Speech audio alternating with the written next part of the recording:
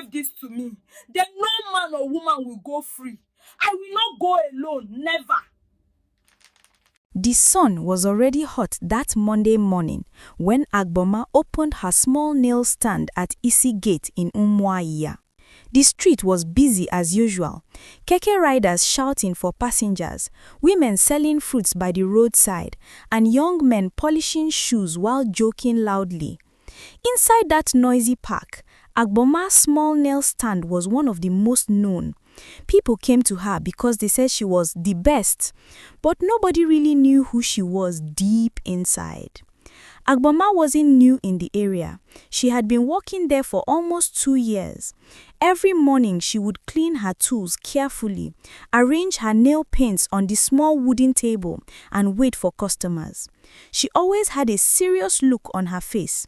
She didn't talk too much, but when she spoke, her words carried weight. Other nail technicians in the park, especially the men, respected her because she knew how to attract customers easily. But there was something she carried inside her that nobody knew. Something dark, something she kept as a secret. Before she came back from Ghana, Agbama's life had changed completely. She had gone there years ago for runs, moving from one man to another in search of quick money.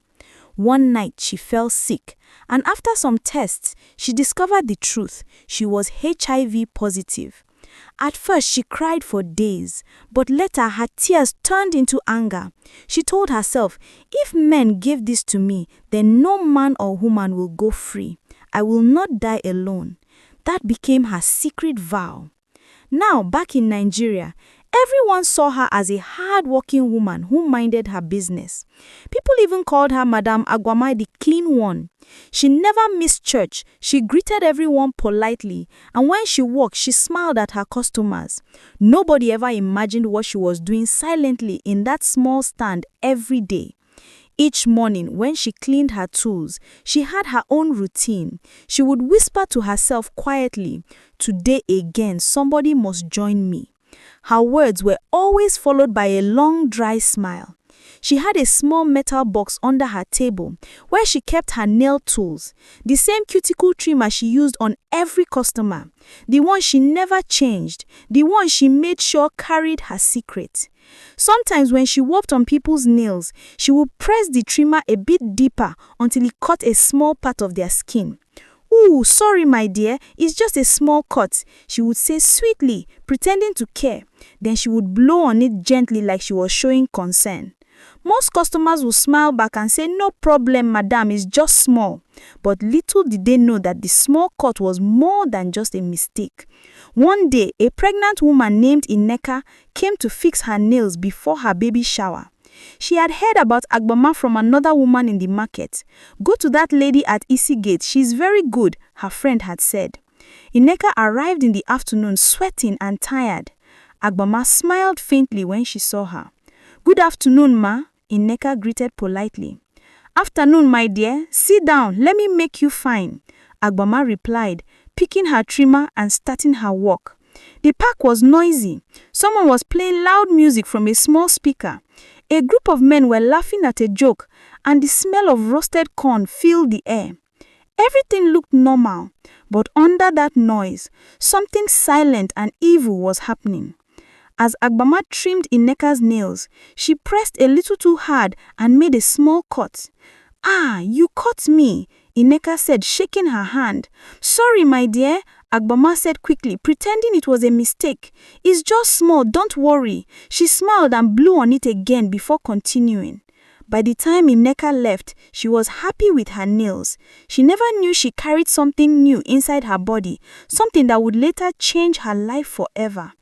As the day went on, more customers came. Some laughed with Agbama, others gossiped, and some complained about the heat. But through it all, Agbama's mind stayed on one thing, her secret mission. When the park began to close that evening and everyone started packing up, Agbama sat quietly for a while, looking at her trimmer. She cleaned it again slowly, staring at it like it was her partner. Then she whispered softly, "Good job today. Tomorrow we continue." She packed her things, locked her box, and walked out of Egate quietly as the sky turned dark. No one knew what she carried inside her, not even her close friend Chioma, who walked beside her fixing eyelashes. But soon, something would happen in that park that would make everyone start asking questions. Something that would shake the whole place. Something that would make even Agboma lose sleep. And it all began with that small cut. The next morning, the park was always busy, and Agboma's nail stand was already open before others. She was wiping her small wooden table as she hummed a gospel song under her breath, the same song she always sang to make herself look innocent. By the time the other nail technicians, mostly young men, arrived, Agboma was already attending to her first customer. One of the men, Uchana, who walked 2 stands away, waved at her and said loudly, "Agboma, now you early pass for this park, oh, you know they tire." She gave him a small fake smile. "Now work I come do, not gossip," she answered sharply without even looking up. Everyone laughed and Uchena raised his hand playfully. "Okay, madam, now you win." People around that park knew Agboma didn't like too much talk. She was always quiet, focused, and never joined others to gist about customers. That was one of the reasons people respected her. But unknown to them, her silence hid many things. As she cleaned her trimmer, she whispered again under her breath, "Another one today, another one." That same day, around afternoon time, Chioma, her closest friend who fixed eyelashes beside her stand, leaned over and said softly, "Agboma, you hear say one woman where you do her nails last week don't born?" Agboma froze for a second. "Who?" she asked, pretending not to remember. "That fine pregnant woman wey come with one small boy last week now. She talk say she do her nails here before her baby shower. She don't deliver, but something strange happened for hospital." Agboma's eyes moved slowly to Chioma's face. "Strange like how?" Chioma lowered her voice. "Na the doctor talk say she get one infection we them no understand how e take enter her blood. Even her husband they confuse. They talk say the thing come from small wound for her finger." Agboma's heart skipped, but her face didn't show it. She only said quietly, "Sorry, oh. God will help them." Then she bent her head and continued painting her customer's nail. But deep down, her mind was restless. Could it be that they already noticed? She thought. No, they can't know. They will never suspect me. She took a deep breath, smiled at her customer, and continued working as if nothing happened. That evening, when most people had gone home, she packed her things slowly. The park was getting dark and the street lights had started to blink on. She sat on her small stool and looked at her metal box again. She touched the trimmer with her fingers and sighed.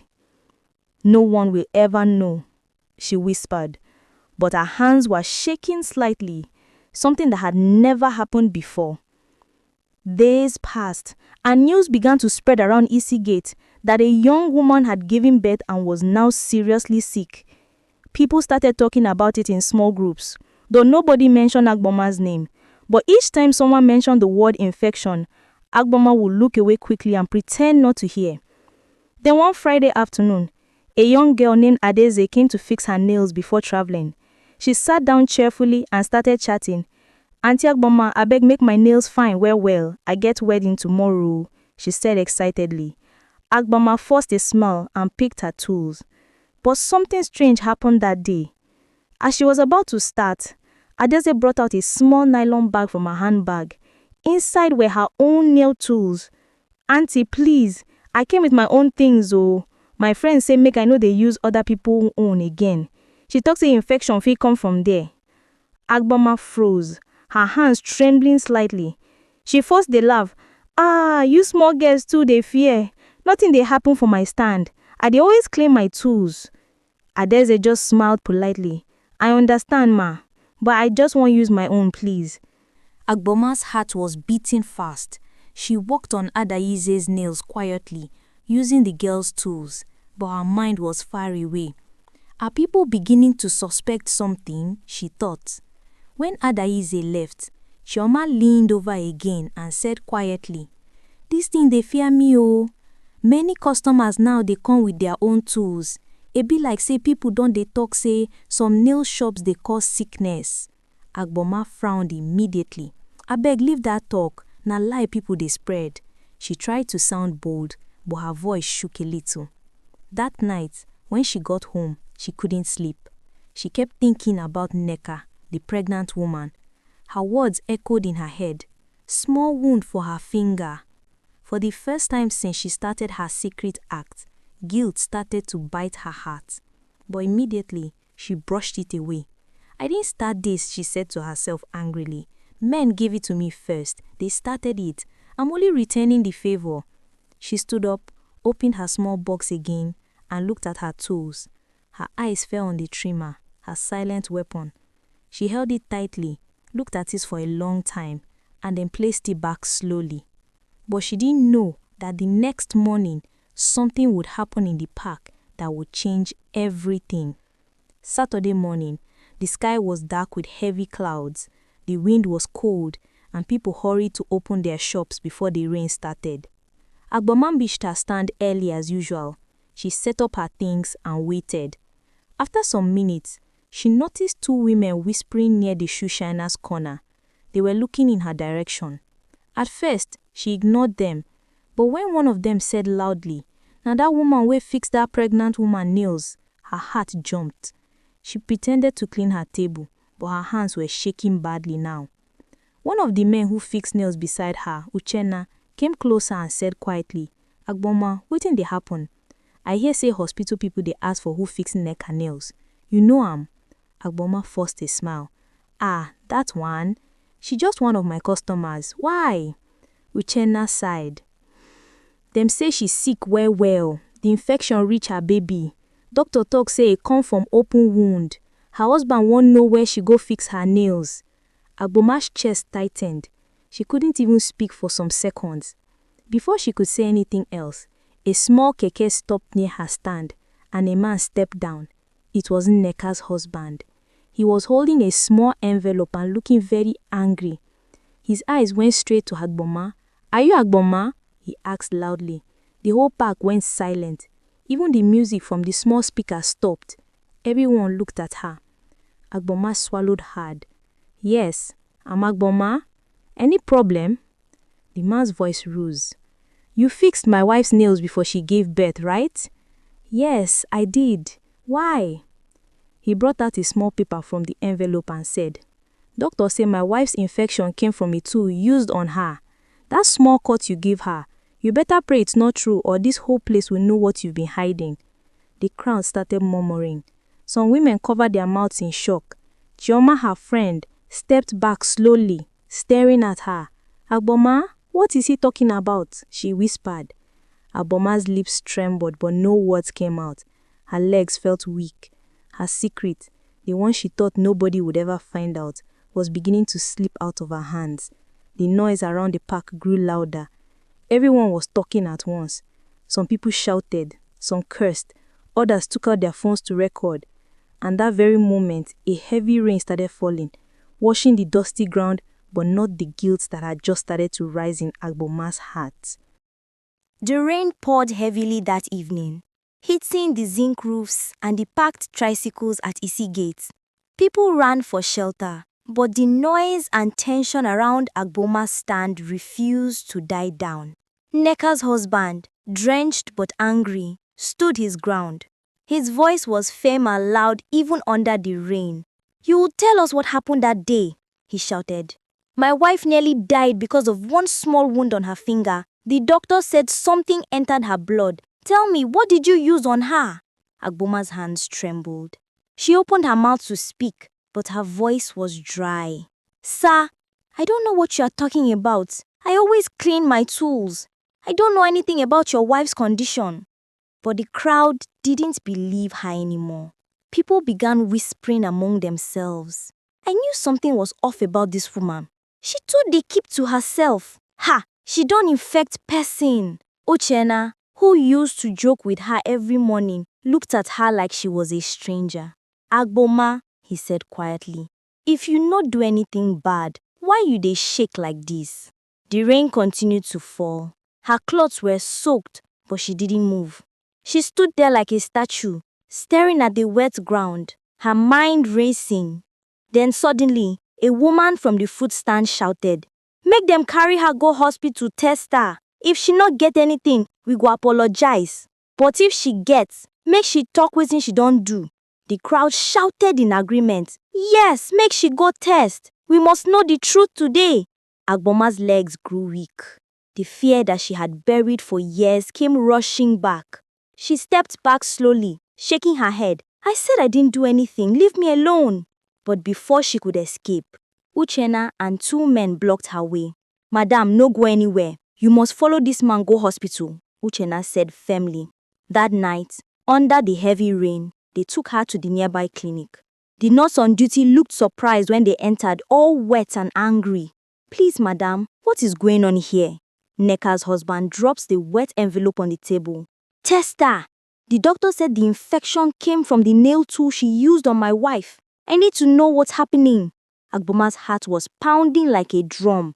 She wanted to run, to scream, but she couldn't. The nurse looked at her. Madam, please, sit down. After some minutes, they took her blood sample. Everyone waited in silence. You could hear the rain hitting the windows. When the result came out, the nurse looked at the paper, then at Agboma. Her face changed. Madam, she said softly, you are positive. The whole room went quiet. Nobody moved. Neka's husband closed his eyes in pain. Chioma, her friend, gasped and covered her mouth with her hand. Jesus Christ, she whispered. Uchenna took a step back. So it's true, he said slowly. You really did this. Agboma's eyes filled with tears, but she didn't cry. Her lips quivered as she said, I didn't mean to. I just didn't want to be alone. Not mean to, Neka's husband shouted. You gave it to my wife. You nearly killed her. What kind of heart do you have? Agboma held her head in her hands. The memories came rushing back. The men in Ghana, the night she got sick, the anger, the vow she made. She remembered her own words. If men gave it to me, no one will go free. The nurse shook her head sadly. Madam, you need to tell the truth now. If you have used your tools on people without cleaning them well, they need to know. They need to go for tests. Agoma looked up slowly. Her face was pale. Her voice came out weak, almost like a whisper. It started after I came back from Ghana. I was angry at life. I didn't care anymore. I just told myself that nobody would go free. I didn't know it would get this far. Chioma began crying. You mean all those customers, all those people that trusted you? Agboma nodded slowly. Every day, I used the same trimmer. I thought I was punishing the world, but now I see I was destroying innocent lives. The nurse turned away, wiping her eyes quietly. The room was silent again, except for the sound of the rain outside. The next morning, word spread around Egate faster than fire. Agboma don't confess. Na true, she gets the sickness. Ha, na she infects that woman. People gathered around her empty stand, whispering and pointing fingers. Some said she should be arrested. Others said she should be taken for help. But everyone agreed on one thing. They would never forget what happened. Chioma didn't open her shop that day. She stayed home, too shaken to face anyone.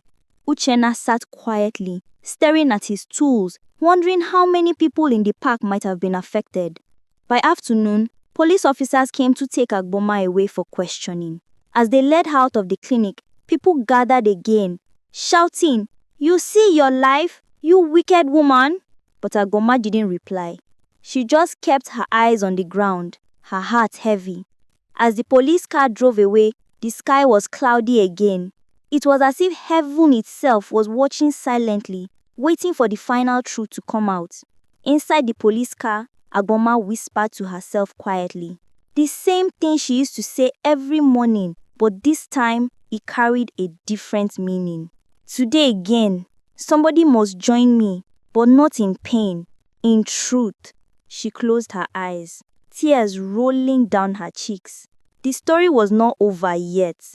The real shock, the biggest one, was still waiting for everyone at Egate. Because when the officers searched her box the next day, they found something nobody expected. Something that would expose how long this had been happening and how many lives were involved. The next morning, the news about Agama spread all over Umuahia. People in Egate gathered in small groups, talking in low voices. The once busy park that used to be filled with laughter and loud music now felt quiet and cold.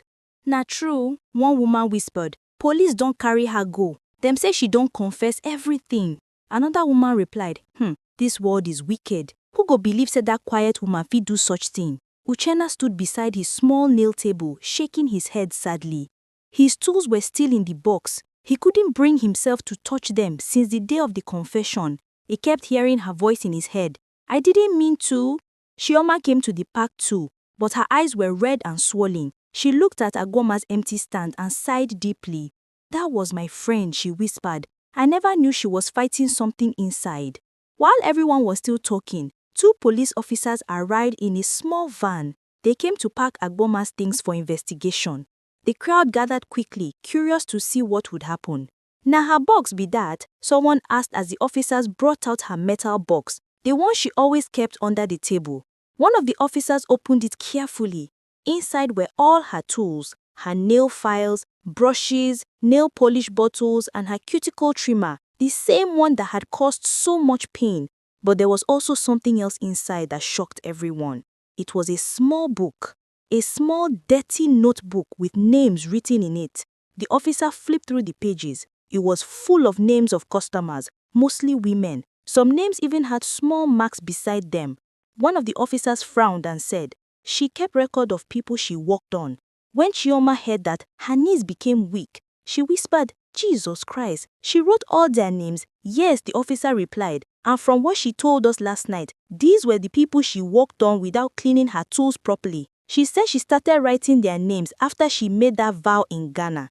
The whole crowd gasped.